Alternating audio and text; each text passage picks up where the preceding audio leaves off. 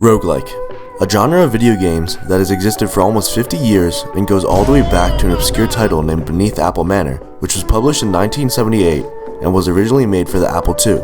I mean geez, just look at that bad boy. Over the years, several big name titles have entered the scene, such as Spelunky, Hades, and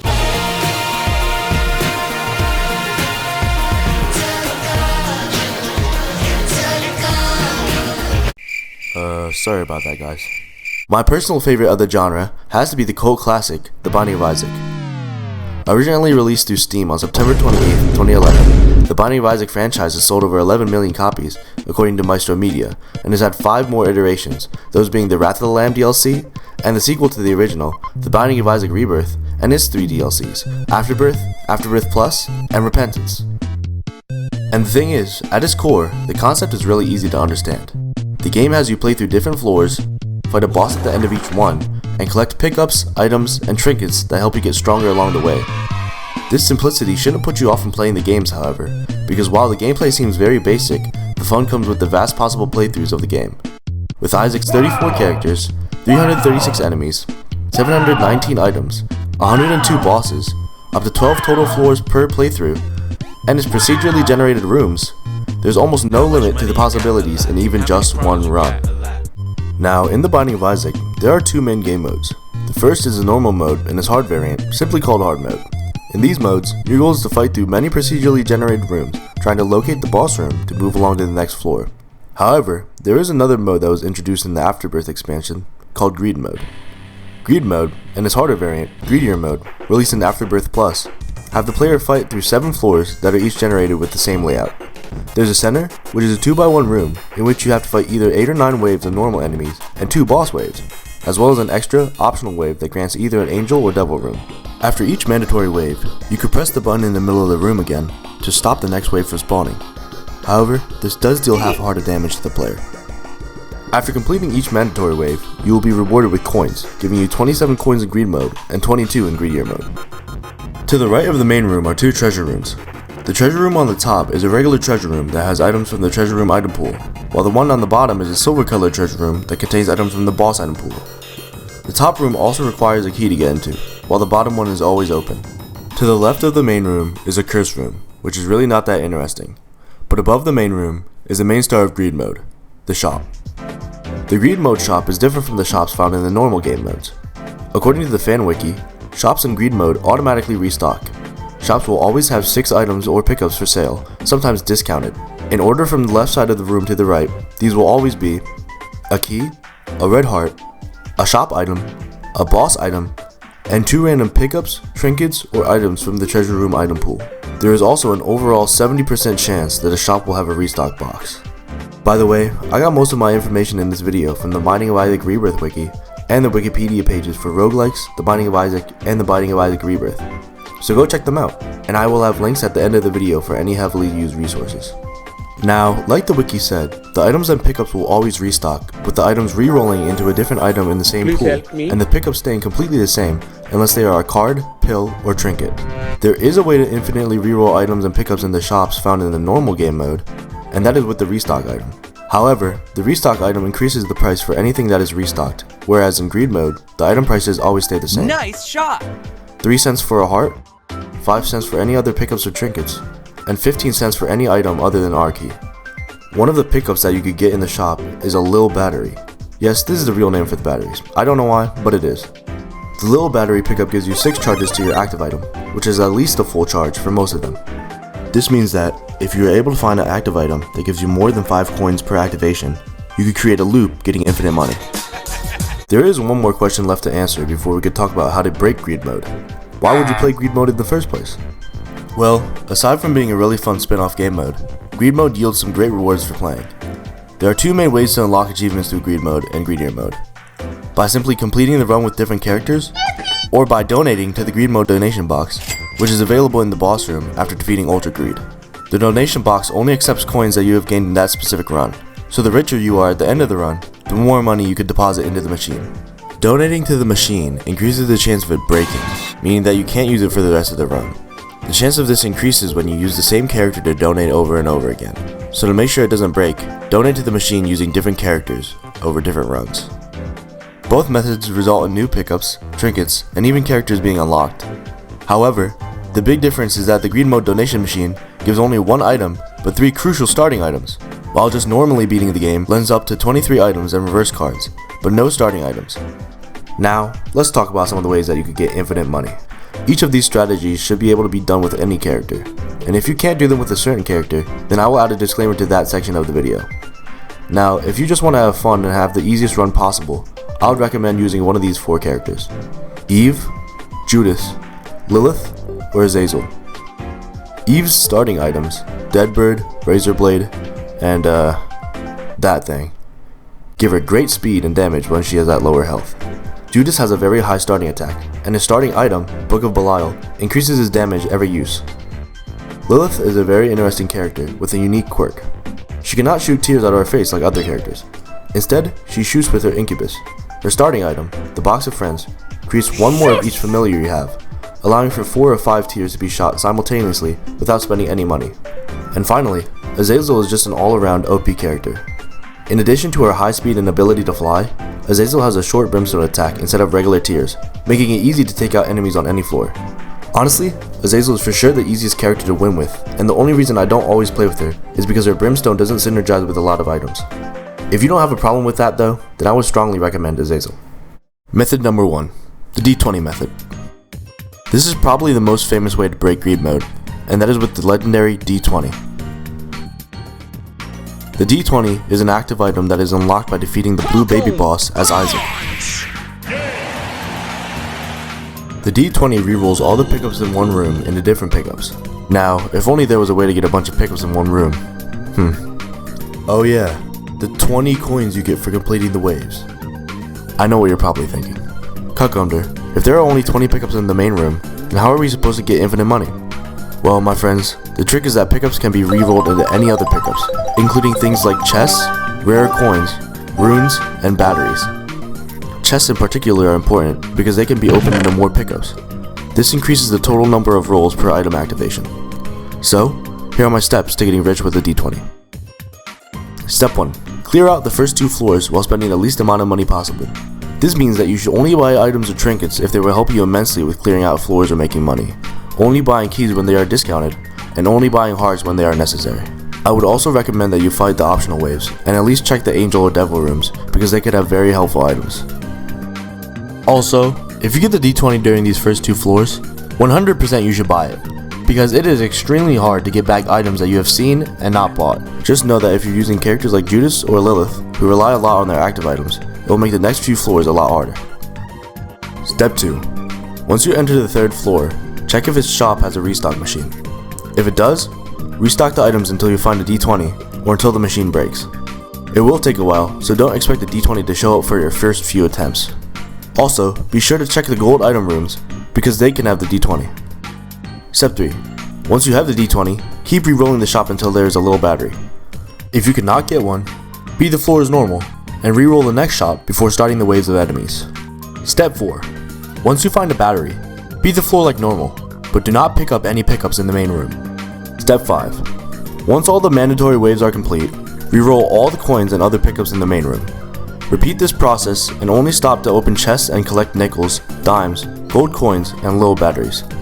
Notice that I said little batteries and not mini batteries, because they only give you 2 charges instead of 6, meaning that you would have to pick up 3 in order to fully charge your D20. Make sure to only buy batteries and nothing else. Quick tangent, but while I was recording the B-roll footage for this part, I actually got really lucky and I had external items on, which shows you things like the item effects and the card effects. And one of the things that it showed me was that I had a Justice card, and the Justice card spawns in more pickups. So basically I just want to say that I kinda half cheated, but not really. And make sure to check your cards, especially if you're having a bad time with your rolls. Step 6. Once you have repeated this process until you have a large number of pickups in the main room and a lot of coins in your wallet, you can begin obsessively buying items from the shop, only stopping to reroll and gather more pickups. Remember not to use the restock box, as this can reroll the battery into something else, effectively stopping you from continuing the process for that floor. Huge disclaimer, this method cannot be done with both of the keepers and Bethany, because the keepers automatically turn any heart spawns into blue flies, and Bethany has a Book of Virtues as a starting item, which causes a D20 to destroy all pickups in the room instead of re-rolling them. Method 2. The blank card method. The blank card is an item that is unlocked after defeating Isaac as Eden. Yes, you heard that right. Isaac is not only a playable character, but also boss, just like Blue Baby.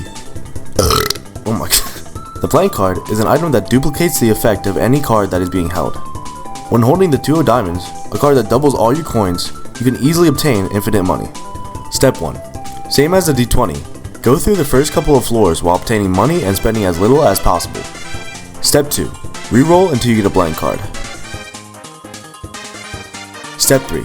Either during your rerolls trying to find the blank card, or after, look out for any purchasable cards with the red and white back texture.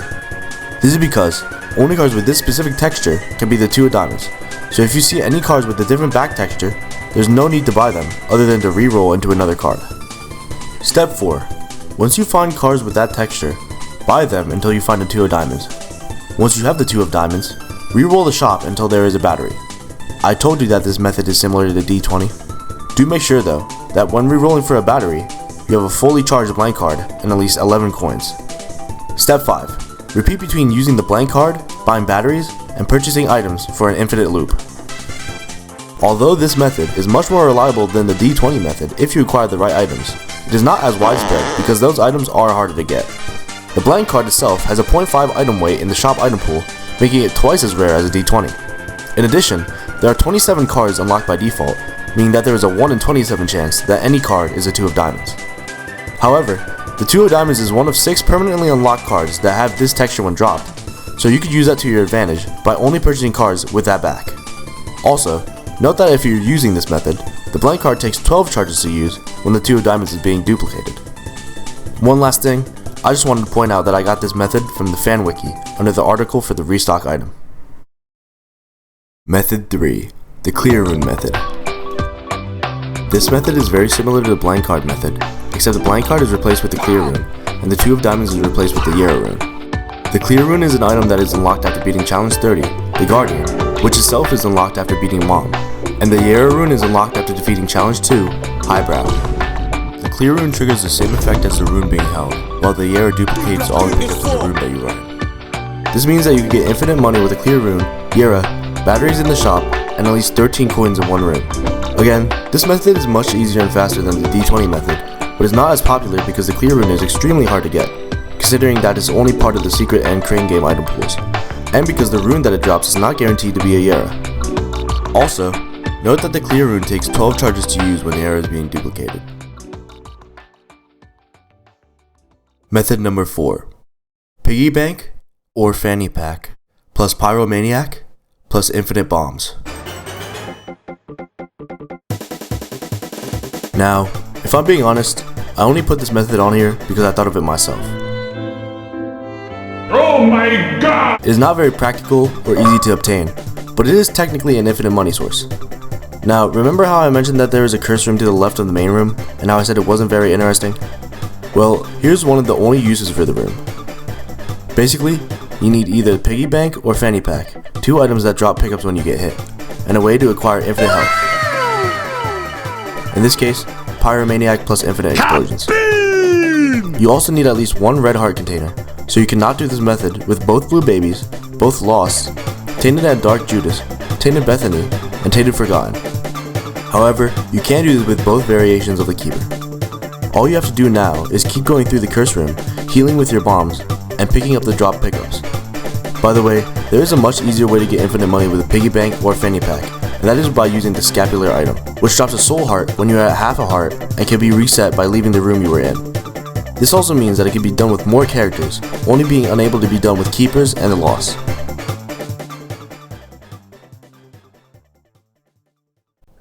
The Keeper. One of the things that I mentioned earlier was that you can unlock 2 characters in greed mode. Now, I've already mentioned both of them, and those characters are Lilith and the Keeper. I've talked about Lilith's main shtick, but I've not talked much about Keeper, arguably one of the most gimmicky characters in the game. If I'm being honest, I really don't like playing as the Boost Keeper. You can only have up to 4 heart containers, and that's only if you get lucky enough to get the birthright item, which is extremely annoying to unlock. Also, since his heart containers are actually coin containers, not only does he have to pick up coins to get back health, but he also always takes one full heart of damage. Done this. This combined with the fact that the devil deals cost money is very annoying. The only real upside to the keeper is that he shoots 3 shots at once, but even that means that he has a slower fire rate. However, he can be made a little easier through unlocks that give him things such as a way to make money, more health, and a trinket that permanently unlocks shops for free.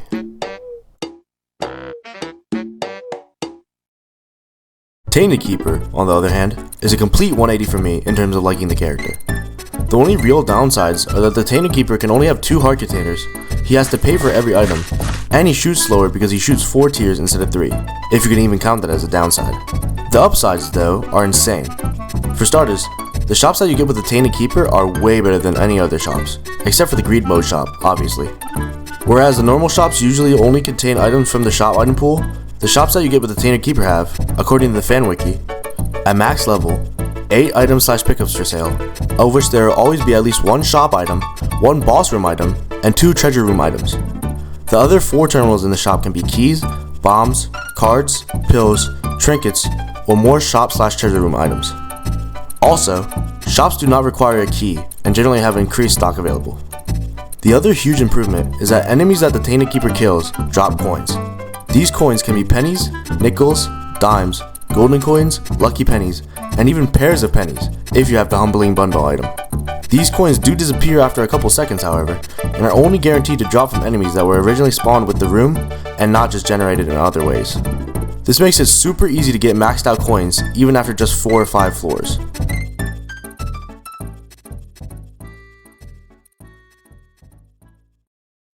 And with all that being said, that's all I really wanted to show you guys in this video. I just decided to make a video on one of my favorite games of all time and bring more attention to what can be done in it. I hope you guys enjoyed this dive into one of the most underappreciated aspects of the Binding of Isaac. And if you want more of this type of content, make sure to like, comment, and subscribe to my channel.